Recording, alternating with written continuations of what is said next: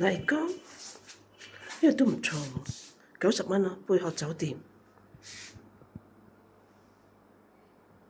出發麗江，留咗一夜大理，今早出發麗江，跟住嚟到菜市場買下餸。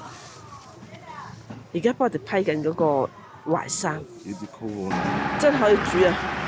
煮嘅嘢，你排骨好香喎，真係好香喎排骨，煲緊水，煲湖水，沖杯咖啡先咯，唔好咁急，好香啊咖啡。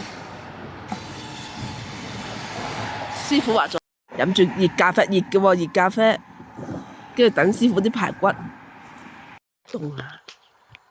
日頭都着羽絨，熱咖啡真係好飲。成品有嘢食，有麵同埋有呢個排骨啊，好香。到落足心機㗎，唔係求我哋想係食緊食嘢先，肚餓。淮山好好食，雲南嘅菇都係好。車2個零鐘嚟到，好靚啊！呢個景，有太陽同冇太陽嘅景係。去了麗江看馬術，太精彩，好激動！一條聖潔的哈達，一帆風順的祝福送給所有的。我們的哈達是代表着對。哇哇！咱們的小伙伴360度旋轉情況下，動作平穩，姿勢帥，像一支鋒利的利劍一樣。招呼大家帶來視覺盛宴。來，繼續有請我們最後一位，來馬踏飛燕。咱們的小伙一隻腳踩在馬背上，一隻腳高高的翹起來，就像一隻燕子一樣栩栩如生。那麼接下來的是左轉，馬術好精彩啊！出門右轉，好精彩啊！馬術好犀利啊！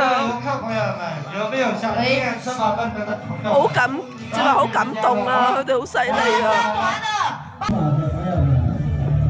呢度咋30蚊咋喺度入場費，麗江濕地公園啊，漂亮。好正啊！以為冇地方玩，其實好好玩啊！今日又睇咗馬術，好滿意，個天好靚。哇！你而家喺邊度啊？麗江濕地公園，好正，值得嚟喎。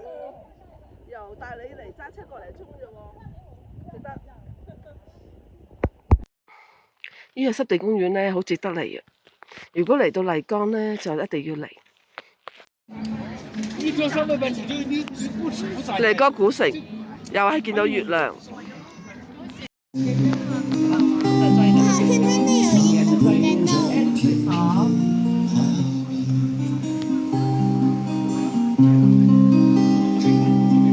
匆匆那年，我们牵过到城市，这样的童年。